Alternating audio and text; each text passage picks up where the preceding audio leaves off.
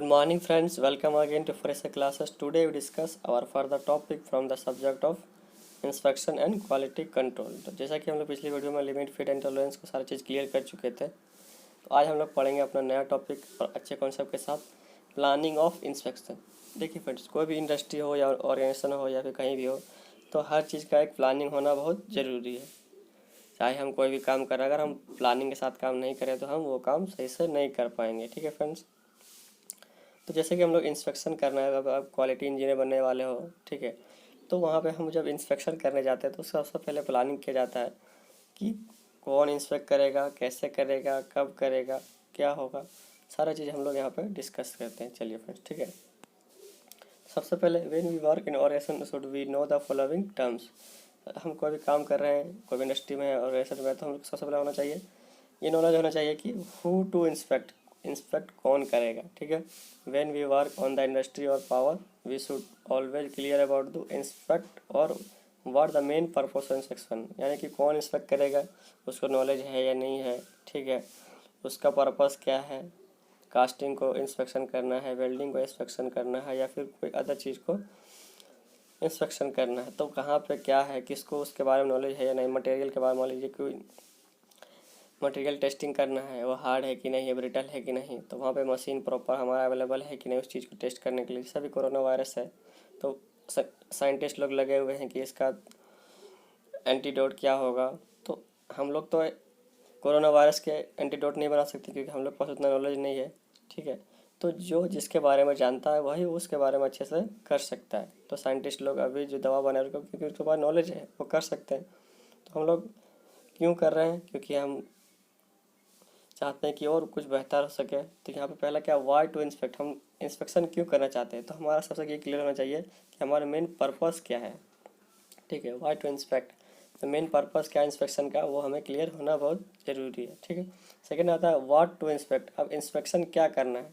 ठीक है, जैसे हम लोग को तो पता चल गया कि क्यों इंस्पेक्शन क्यों करना है। मान लीजिए हमको वेल्डिंग का इंस्पेक्शन करना है, या तो पता चलेगा कि भाई हमको एक वेल्डिंग का जॉब मिला हुआ है, वेल्डिंग को चेक करना है कि सही से वेल्डिंग हुआ है या नहीं हुआ है। ठीक है, अब इंस्पेक्शन क्या करना है, उसमें उसमें देखना है कि ब्लो होल्स तो नहीं है, अंडरकट तो नहीं है, कहीं पे मिसमैच तो नहीं है, कहीं बेंड तो नहीं है। तो we should also get the clear about the selection of the product what we need to inspect. तो कौन सा ऑब्जेक्ट ले रहे हैं, ठीक है, सिलेंडर हेड है या हमारा अदर ऑब्जेक्ट है। ठीक है, तो हमें ये भी क्लियर होना चाहिए कि हमारा व्हाट टू इंस्पेक्ट, क्या इंस्पेक्ट करने वाले हैं। ठीक है, कास्टिंग डिफेक्ट करने वाले हैं या फिर वेल्डिंग, मान लीजिए कोई कास्टिंग का जॉब बना हुआ है, उसमें क्या हमारा दिक्कत आ सकती है, ब्लो होल्स है, अंडर कट है, मिसमैच है। तो ये सब हमको क्लियर होना चाहिए कि हमें क्या इंस्पेक्ट करना है। ठीक है,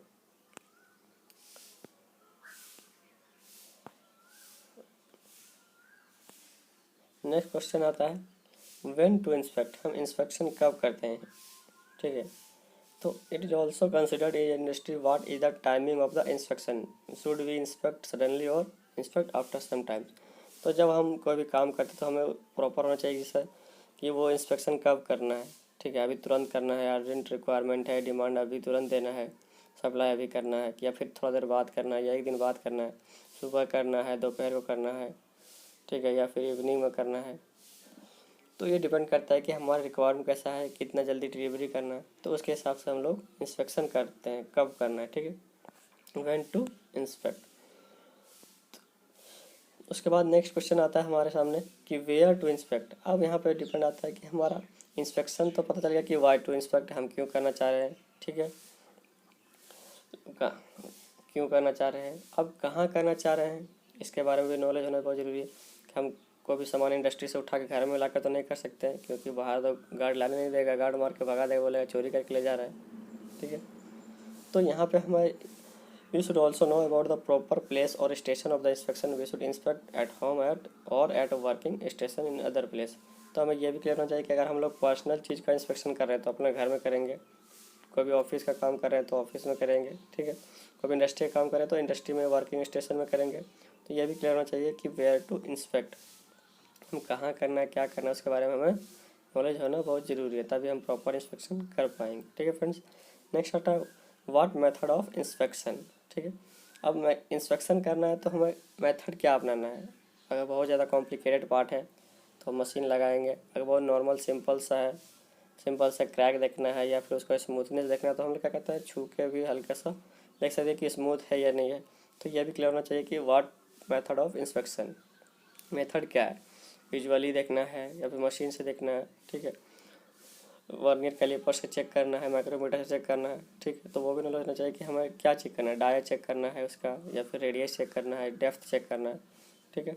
तो इंस्पेक्शन वर्नियर कैलिपर से कर सकते हैं, माइक्रोमीटर से कर सकते हैं और अदर इंस्ट्रूमेंट से भी कर सकते हैं। तो यहाँ पे क्या होता है, we should also know about the different process methods inspection according to the our requirements. तो हमारे जिस टाइप का रिक्वायरमेंट है उसके हिसाब से हम लोग इंस्पेक्शन करते हैं, ठीक, जैसे कि inspection by the vernier calliper और माइक्रोमीटर और अदर इंस्ट्रूमेंट्स, ठीक है फ्रेंड्स। चलिए अब लास्ट बचता है हमारा who will inspect. Next question क्या आता है कि इंस्पेक्शन कौन करेगा, ठीक है। यहाँ तो हमें क्लियर हो गया कि इंस्पेक्शन हमारा क्या है, हु विल इंस्पेक्ट। तो यहाँ पे ये क्लियर होना चाहिए कि किसके पास नॉलेज है, कौन वो काम कर सकता है, ठीक है। जैसे कि अभी मैंने पिछला एग्जांपल बताया कि इंस्पेक्शन को जिसके बारे में जो नॉलेज है वही बता सकता है कि इसमें क्या क्या हो सकता है। डॉक्टर के पास जाएंगे तो डॉक्टर पता है कि आपको क्या क्या बीमारी है, ठीक है। अगर हमें इंजीनियर्स को कोई दे दिया जाए कि यहाँ पे वेल्डिंग चेक करो, तो वो चेक करके बताएगा कि वेल्डिंग में क्या क्या खराबी है, कहाँ पे क्रैक है, कहाँ पे अंडर कट है, उसका मटेरियल क्वालिटी क्या है, माइल्ड स्टील है, कॉपर है, ठीक है, कौन सा ग्रेड का है, वो इंजीनियर बताएगा। लेकिन डॉक्टर के पास जाएंगे तो क्या वो बताएगा कि माइल्ड स्टील है, कॉपर है, नहीं, वो बताएगा कि आपको सर्दी है, खांसी है, क्या है, उसका क्या बीमारी है, कैसे पहने, तो उसके बारे में डिटेल में बताएगा, ठीक है। तो जिसके पास जो नॉलेज है उसी के बारे में वो बता सकता है, ठीक है। तो finally we should clear about the person who will inspect that have the proper knowledge और नॉट एबल टू इंस्पेक्ट और नॉट। किसके पास नॉलेज है, वो कर सकता है या नहीं कर सकता है, वो हमें फाइनली बताता है, ठीक है। जैसे कि यहाँ पे आप देख सकते हैं ये हमारा पाइपलाइन का जो हमारा इंस्पेक्टर ये चेक करते हैं कि हमारा पाइपलाइन में प्रॉपर वाटर फ्लो हो रहा है या नहीं हो रहा है, कितना प्रेशर से फ्लो हो रहा है, ठीक है। तो जो काम जो कर सकता है वही कर सकता है जिसके पास जो प्रॉपर नॉलेज है। ये नहीं हर काम हर आदमी अगर कर लेता तो यहाँ पे हमें किसी की ज़रूरत ही नहीं पड़ती, एक दूसरे की ज़रूरत ही नहीं पड़ती, ठीक है। इसीलिए सारा काम अगर एक आदमी खुद कर ले तो क्या होगा, सब लोग इंडिपेंडेंट हो जाएगा। तो हम यह क्या, ऑलवेज डिपेंडेंट टू अदर, हम अपना काम खुद भी करते हैं प्लस दूसरे से भी करते हैं। कपड़ा पहनना हो तो दर्जी सिलवाते हैं, तो खुद से नहीं सी सकते हैं, ठीक है। तो ये हर चीज़ का अलग अलग नॉलेज हर किसी के पास नहीं होता है। Okay, I hope you can understand better. फिर मिलेंगे इसी तरह के अच्छे अच्छे वीडियो और कंसेप्ट के साथ, तब तक के लिए थैंक यू। लाइक करते रहिए, शेयर करते रहिए और सब्सक्राइब जरूर कीजिए। Thank you.